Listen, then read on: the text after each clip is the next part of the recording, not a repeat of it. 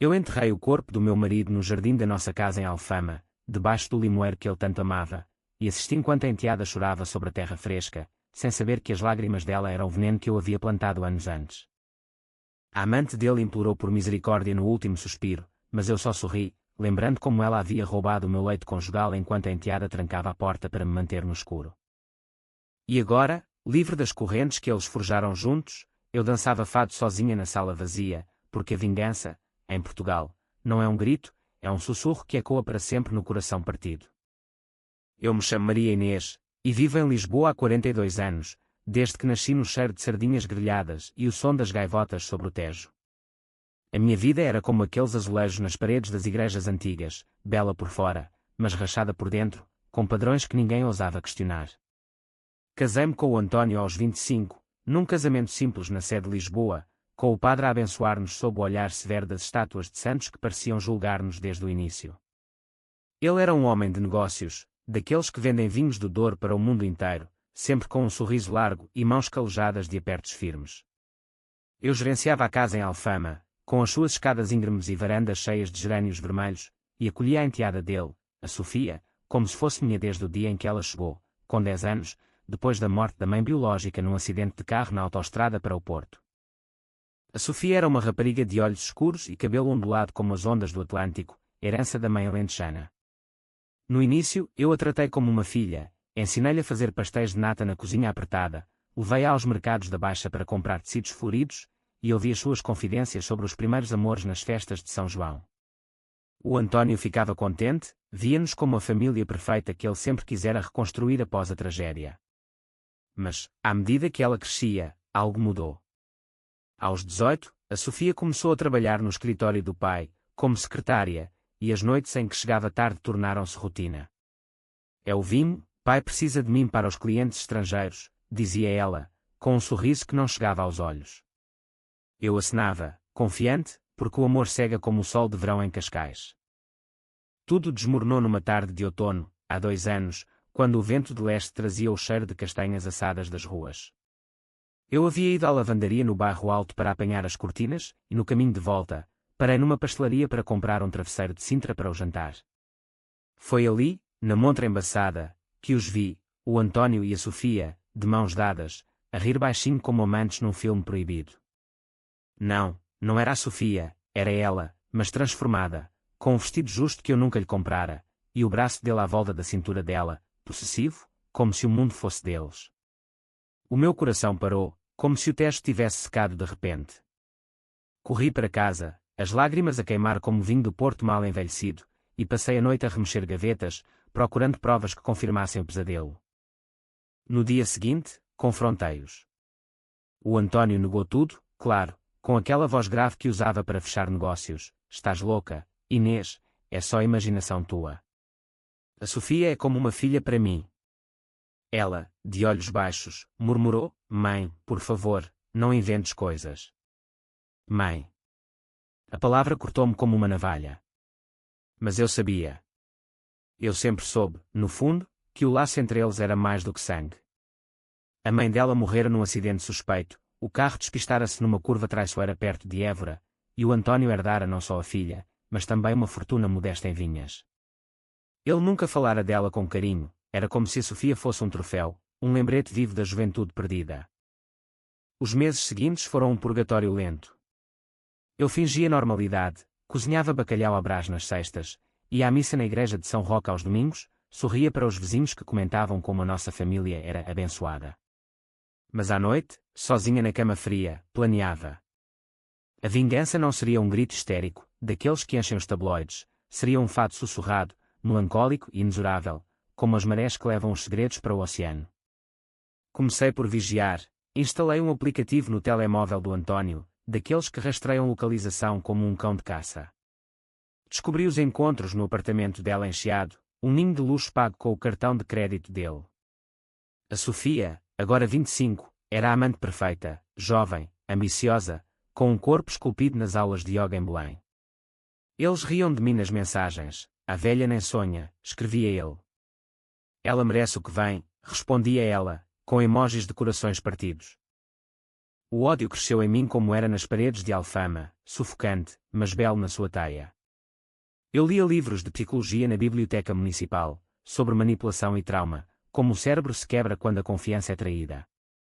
Aprendi que a dor mais funda não é física, mas a erosão lenta da identidade. Eu, que sempre fora a esposa devota, a mãe postiça, via-me agora como uma sombra, e isso alimentava a fúria.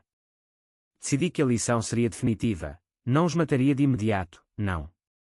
Faria com que eles se destruíssem mutuamente, pedaço a pedaço, até implorarem pela misericórdia que eu negaria. O primeiro passo foi isolar a Sofia.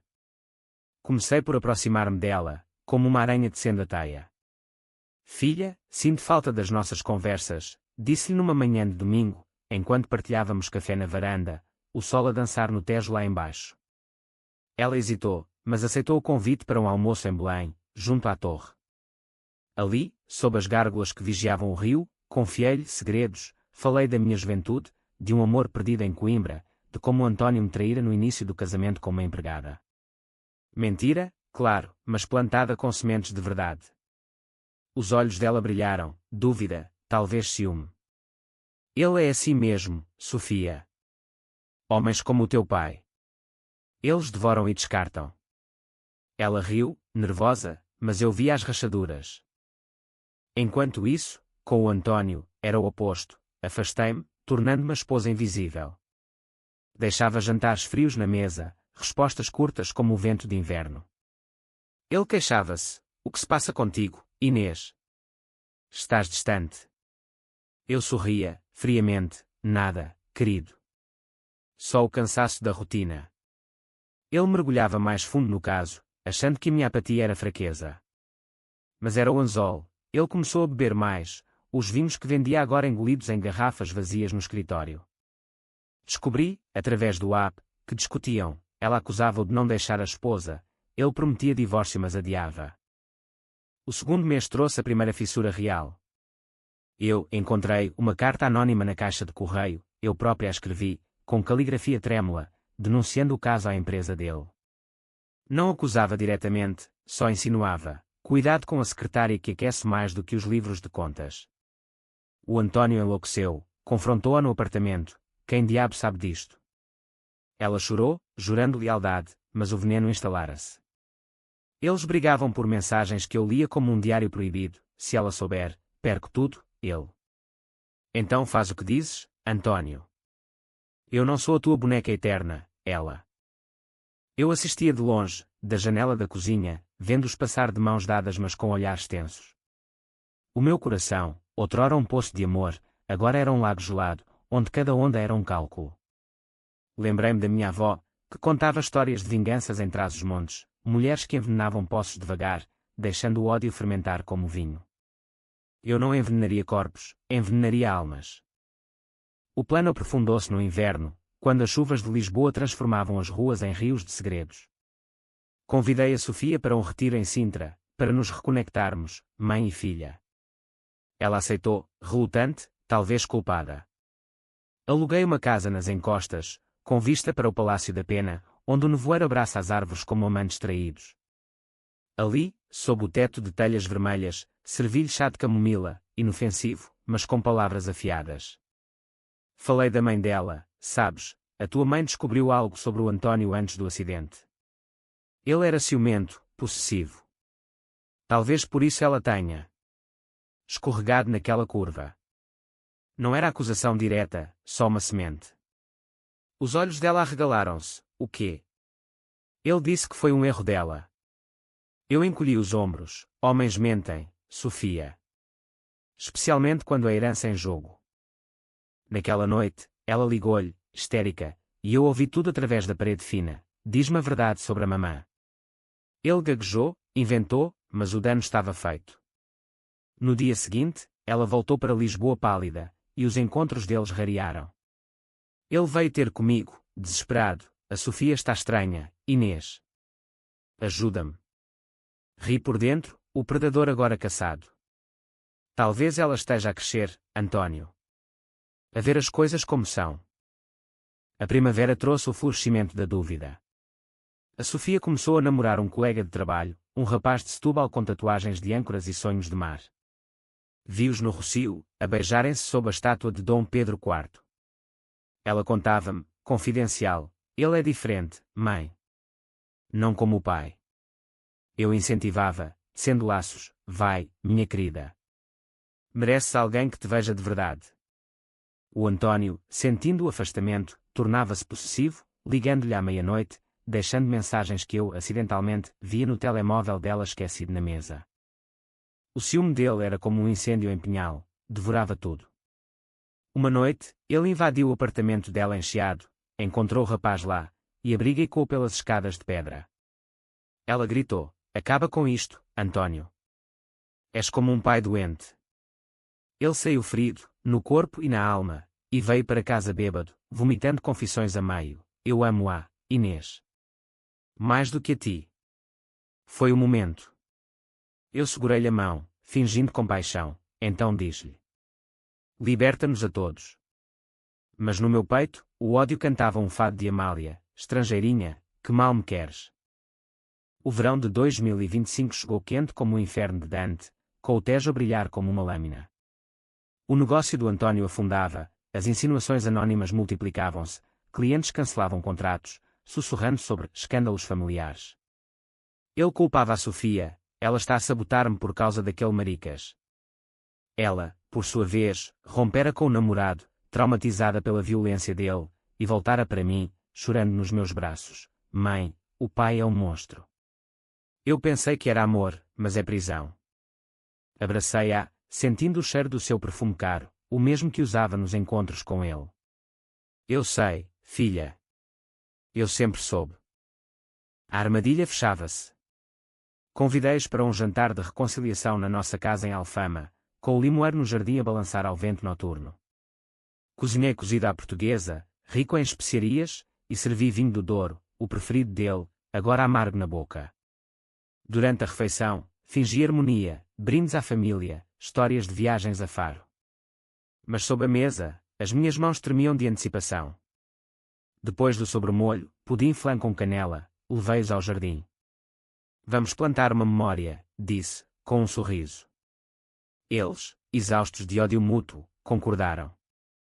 Foi ali, debaixo da lua cheia que banhava Lisboa em prata, que o veneno verdadeiro atuou. Não era arsénico, era a verdade nua. Eu revelei tudo, as mensagens, as localizações, as mentiras. Vocês traíram-me, mas pior, traíram-se um ao outro.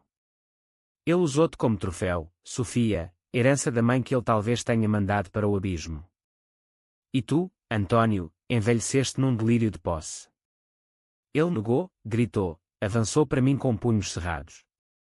Ela, horrorizada, recuou, és um assassino. A briga explodiu, ele agrediu-a, ela revidou com unhas afiadas, e eu assisti, imóvel, como uma estátua de fado. No caos, ele tropeçou no limoeiro, a cabeça a bater numa raiz exposta. O som foi como um melão maduro a rebentar. Sangue no chão, quente como vinho tinto. A Sofia gritou, mas eu calei-a, ele merecia, filha. Como merecemos todas. Ajudei-a a arrastar o corpo, a cavar a sepultura rasa sob a árvore. Ela chorava, mas obedecia, o laço partido agora era culpa partilhada. Cobrimos com terra, plantamos flores de jasmim por cima. Dias depois, declarei desaparecido, foi para o Brasil negociar vinhos, disse à polícia. A Sofia, quebrada, mudou-se para o Porto, com o rapaz de Setúbal, mas as noites de insônia a perseguem, como me perseguem a mim. Eu fico em Alfama, a regar o limoeiro, sentindo as raízes beberem o segredo. A vingança não trouxe paz, trouxe silêncio, profundo como o Tejo ao amanhecer. Mas é meu. E nisso, encontro uma liberdade amarga, como o último acorde de um fado esquecido. Eu me chamo Maria Inês, e vivo em Lisboa há 42 anos, desde que nasci no cheiro de sardinhas grelhadas e o som das gaivotas sobre o Tejo. A minha vida era como aqueles azulejos nas paredes das igrejas antigas, bela por fora, mas rachada por dentro, com padrões que ninguém ousava questionar. Casei-me com o António aos 25, num casamento simples na sede de Lisboa, com o padre a abençoar-nos sob o olhar severo das estátuas de santos que pareciam julgar-nos desde o início. Ele era um homem de negócios, daqueles que vendem vinhos do Douro para o mundo inteiro, sempre com um sorriso largo e mãos calejadas de apertos firmes. Eu gerenciava a casa em Alfama, com as suas escadas íngremes e varandas cheias de gerânios vermelhos, e acolhia a enteada dele, a Sofia, como se fosse minha desde o dia em que ela chegou, com 10 anos, depois da morte da mãe biológica num acidente de carro na autoestrada para o Porto. A Sofia era uma rapariga de olhos escuros e cabelo ondulado como as ondas do Atlântico, herança da mãe alentejana. No início, eu a tratei como uma filha, ensinei-lhe a fazer pastéis de nata na cozinha apertada, levei-a aos mercados da Baixa para comprar tecidos floridos, e ouvi as suas confidências sobre os primeiros amores nas festas de São João. O António ficava contente, via-nos como a família perfeita que ele sempre quisera reconstruir após a tragédia. Mas, à medida que ela crescia, algo mudou. Aos 18, a Sofia começou a trabalhar no escritório do pai, como secretária, e as noites em que chegava tarde tornaram-se rotina. É o Vimo, pai precisa de mim para os clientes estrangeiros, dizia ela, com um sorriso que não chegava aos olhos. Eu acenava, confiante, porque o amor cega como o sol de verão em Cascais. Tudo desmoronou numa tarde de outono, há 2 anos, quando o vento de leste trazia o cheiro de castanhas assadas das ruas. Eu havia ido à lavandaria no bairro Alto para apanhar as cortinas, e no caminho de volta, parei numa pastelaria para comprar um travesseiro de Sintra para o jantar. Foi ali, na montra embaçada, que os vi, o António e a Sofia, de mãos dadas, a rir baixinho como amantes num filme proibido. Não era a Sofia, era ela, mas transformada, com um vestido justo que eu nunca lhe comprara, e o braço dele à volta da cintura dela, possessivo, como se o mundo fosse deles. O meu coração parou, como se o tejo tivesse secado de repente. Corri para casa, as lágrimas a queimar como vinho do Porto mal envelhecido, e passei a noite a remexer gavetas, procurando provas que confirmassem o pesadelo. No dia seguinte, confrontei-os. O António negou tudo, claro, com aquela voz grave que usava para fechar negócios. Estás louca, Inês, é só imaginação tua. A Sofia é como uma filha para mim. Ela, de olhos baixos, murmurou, mãe, por favor, não inventes coisas. Mãe. A palavra cortou-me como uma navalha. Mas eu sabia. Eu sempre soube, no fundo, que o laço entre eles era mais do que sangue. A mãe dela morrera num acidente suspeito, o carro despistara-se numa curva traiçoeira perto de Évora, e o António herdara não só a filha, mas também uma fortuna modesta em vinhas. Ele nunca falara dela com carinho, era como se a Sofia fosse um troféu, um lembrete vivo da juventude perdida. Os meses seguintes foram um purgatório lento. Eu fingia normalidade, cozinhava bacalhau à brás nas sextas, ia à missa na igreja de São Roque aos domingos, sorria para os vizinhos que comentavam como a nossa família era abençoada. Mas à noite, sozinha na cama fria, planeava. A vingança não seria um grito histérico, daqueles que enchem os tabloides, seria um fado sussurrado, melancólico e inexorável, como as marés que levam os segredos para o oceano. Comecei por vigiar, instalei um aplicativo no telemóvel do António, daqueles que rastreiam localização como um cão de caça. Descobri os encontros no apartamento dela encheado, um ninho de luxo pago com o cartão de crédito dele.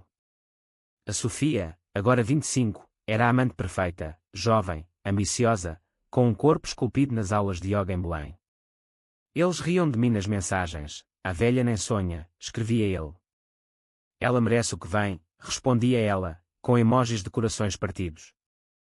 O ódio cresceu em mim como era nas paredes de Alfama, sufocante, mas belo na sua taia. Eu lia livros de psicologia na biblioteca municipal, sobre manipulação e trauma, como o cérebro se quebra quando a confiança é traída. Aprendi que a dor mais funda não é física, mas a erosão lenta da identidade. Eu, que sempre fora a esposa devota, a mãe postiça, via-me agora como uma sombra, e isso alimentava a fúria. Decidi que a lição seria definitiva, não os mataria de imediato, não. Faria com que eles se destruíssem mutuamente, pedaço a pedaço, até implorarem pela misericórdia que eu negaria. O primeiro passo foi isolar a Sofia. Comecei por aproximar-me dela, como uma aranha descendo a taia. Filha, sinto falta das nossas conversas, disse-lhe numa manhã de domingo, enquanto partilhávamos café na varanda, o sol a dançar no Tejo lá embaixo. Ela hesitou, mas aceitou o convite para um almoço em Belém, junto à torre. Ali, sob as gárgulas que vigiavam o rio, confiei-lhe segredos, falei da minha juventude, de um amor perdido em Coimbra, de como Antônio me traíra no início do casamento com uma empregada. Mentira, claro, mas plantada com sementes de verdade. Os olhos dela brilharam, dúvida, talvez ciúme. Ele é assim mesmo, Sofia.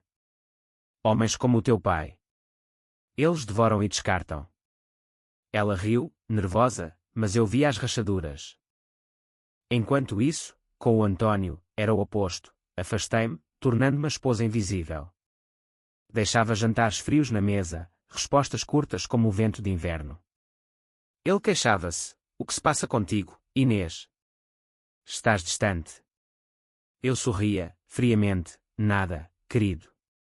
Só o cansaço da rotina. Ele mergulhava mais fundo no caso, achando que minha apatia era fraqueza. Mas era o anzol. Ele começou a beber mais, os vinhos que vendia agora engolidos em garrafas vazias no escritório. Descobri, através do app, que discutiam. Ela acusava-o de não deixar a esposa, ele prometia divórcio mas adiava. O segundo mês trouxe a primeira fissura real. Eu encontrei uma carta anónima na caixa de correio, eu própria a escrevi, com caligrafia trêmula, denunciando o caso à empresa dele. Não acusava diretamente, só insinuava. Cuidado com a secretária que aquece mais do que os livros de contas. O Antônio enlouqueceu, confrontou-a no apartamento. Quem diabo sabe disto? Ela chorou, jurando lealdade, mas o veneno instalara-se.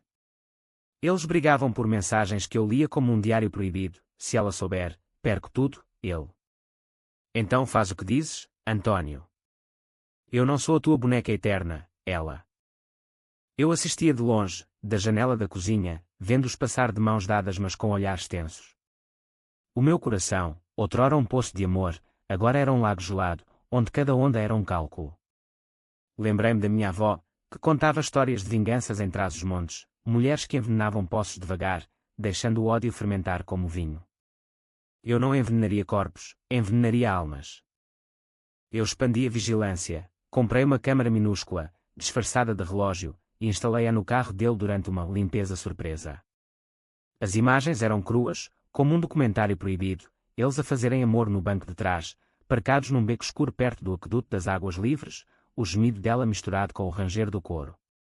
Cada frame era uma faca no meu peito, mas também combustível.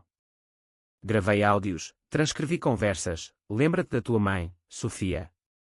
Ela era igual, sempre a querer mais, e arquivei tudo num portátil escondido debaixo do assoalho da cozinha. Uma noite, sozinha, reproduzi os vídeos num ecrã grande, o som alto o suficiente para ecoar nas paredes de azulejos.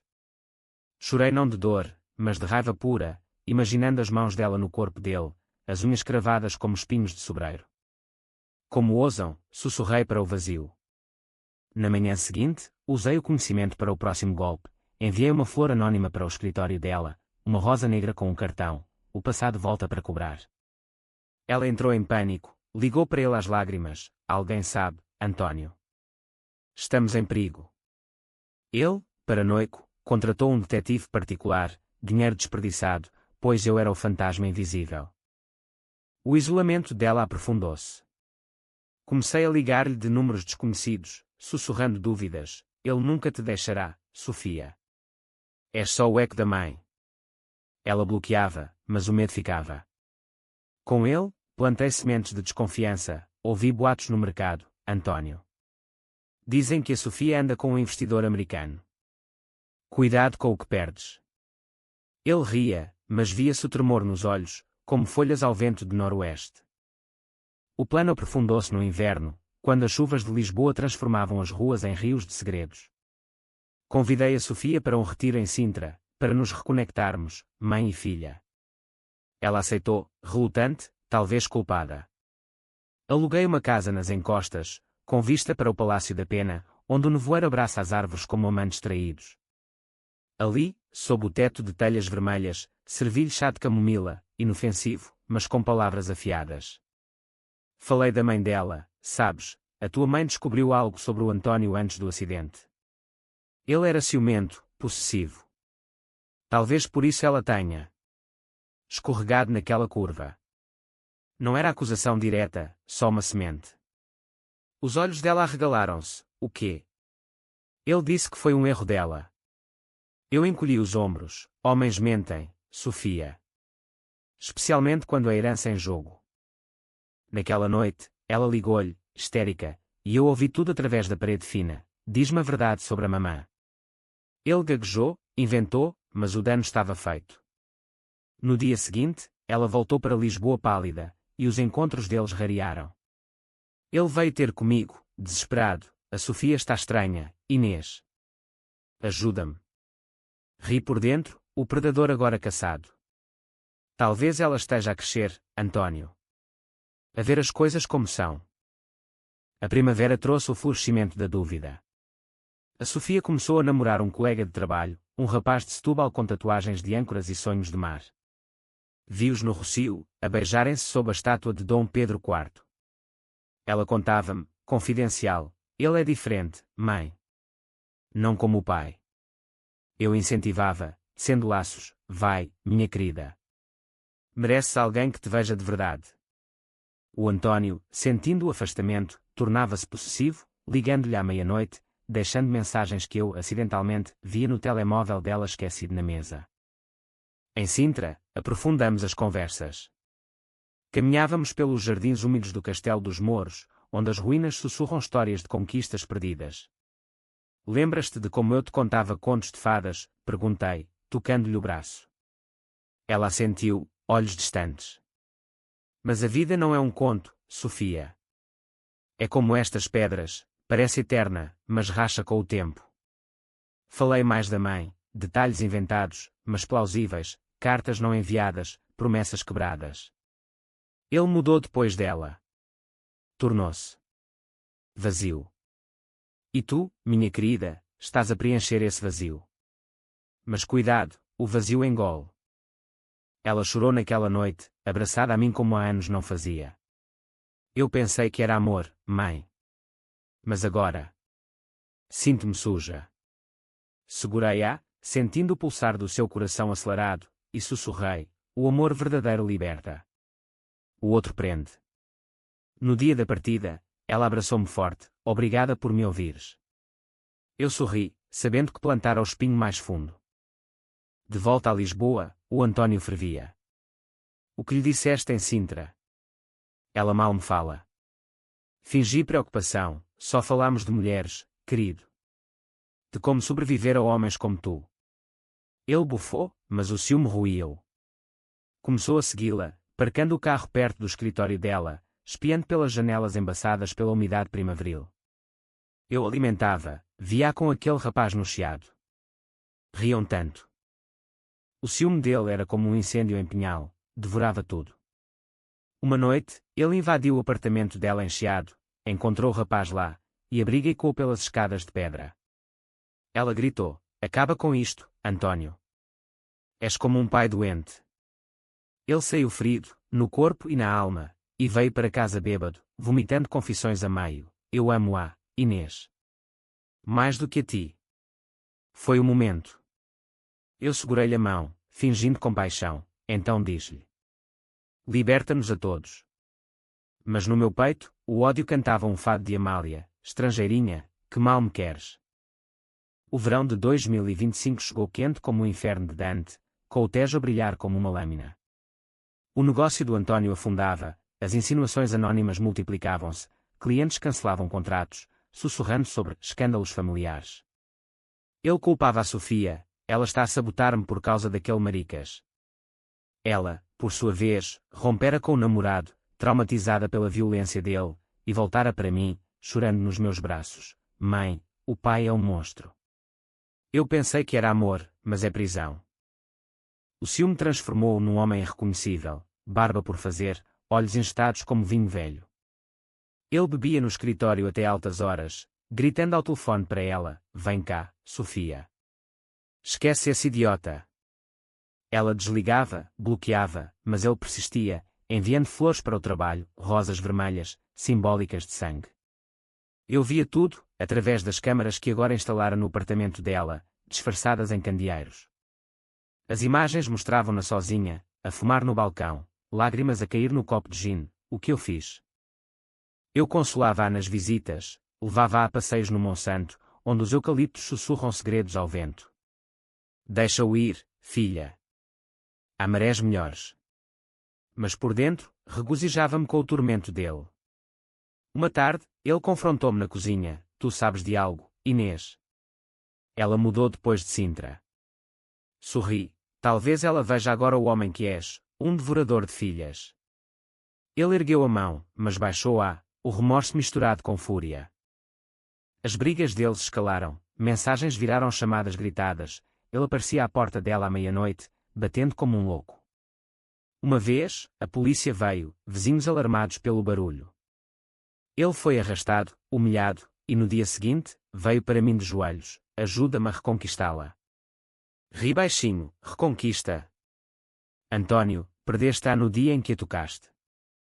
A armadilha fechava-se. Convidei-os para um jantar de reconciliação na nossa casa em Alfama, com o limoeiro no jardim a balançar ao vento noturno. Cozinhei cozida à portuguesa, rico em especiarias, e servi vinho do Douro, o preferido dele, agora amargo na boca. Durante a refeição, fingi harmonia, brindes à família, histórias de viagens a Faro. Mas sob a mesa, as minhas mãos tremiam de antecipação. Depois do sobremolho, pudim flan com canela, levei-os ao jardim. Vamos plantar uma memória, disse, com um sorriso. Eles, exaustos de ódio mútuo, concordaram. Foi ali, debaixo da lua cheia que banhava Lisboa em prata, que o veneno verdadeiro atuou. Não era arsénico, era a verdade nua. Eu revelei tudo, as mensagens, as localizações, as mentiras. Vocês traíram-me, mas pior, traíram-se um ao outro. Ele usou-te como troféu, Sofia, herança da mãe que ele talvez tenha mandado para o abismo. E tu, António, envelheceste num delírio de posse. Ele negou, gritou, avançou para mim com punhos cerrados. Ela, horrorizada, recuou: és um assassino. A briga explodiu, ele agrediu-a, ela revidou com unhas afiadas, e eu assisti, imóvel, como uma estátua de fado. No caos, ele tropeçou no limoeiro, a cabeça a bater numa raiz exposta. O som foi como um melão maduro a rebentar. Sangue no chão, quente como vinho tinto. A Sofia gritou, mas eu calei-a: ele merecia, filha.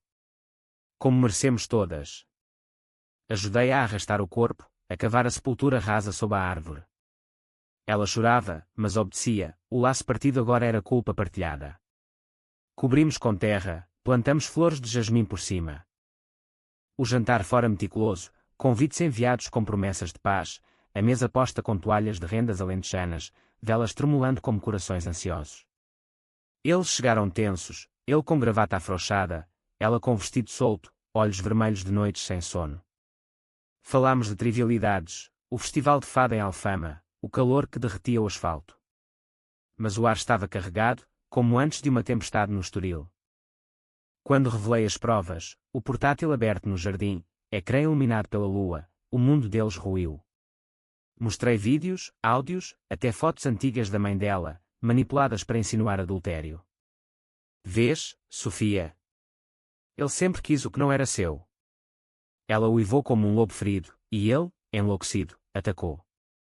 Dias depois, declarei desaparecido, foi para o Brasil negociar vinhos, disse à polícia. A Sofia, quebrada, mudou-se para o Porto, com o rapaz de Setúbal, mas as noites de insônia a perseguem, como me perseguem a mim. Eu fico em Alfama, a regar o limoeiro, sentindo as raízes beberem o segredo. A vingança não trouxe paz, trouxe silêncio, profundo como o Tejo ao amanhecer. Mas é meu. E nisso, encontro uma liberdade amarga, como o último acorde de um fado esquecido. Os dias pós-jantar foram um borrão de rotina fingida. A polícia perguntou, vizinhos sussurraram, mas ninguém cavou fundo. Em Portugal, as famílias guardam segredos como vinho envelhecido. A Sofia ligava-me semanalmente, voz trêmula: mãe, o que fizemos? Eu respondia: sobrevivemos, filha. Agora vive. Ela tentava, mas o fantasma dele assombrava-a, sonhos de sangue, pânico em jardins. O rapaz de Setúbal ajudava, mas eu via nas visitas esporádicas os olhos dela vazios, como o mar em maré baixa. Eu transformei-me. Vendo o negócio de vinhos sozinha, viajo para o Douro, sinto o sol nas vinhas que outrora foram dela. O limoeiro floresce, frutos azedos como memórias. Às vezes, canto fado na varanda, voz rouca e quando nas ruas, Grief, my love, is a river that never dries. A lição foi dada, definitiva, como prometido. E no silêncio, encontro-me, não vítima, mas autora do meu destino. Lisboa continua, indiferente, mas eu sei, a vingança é o fado que cantamos sozinhos.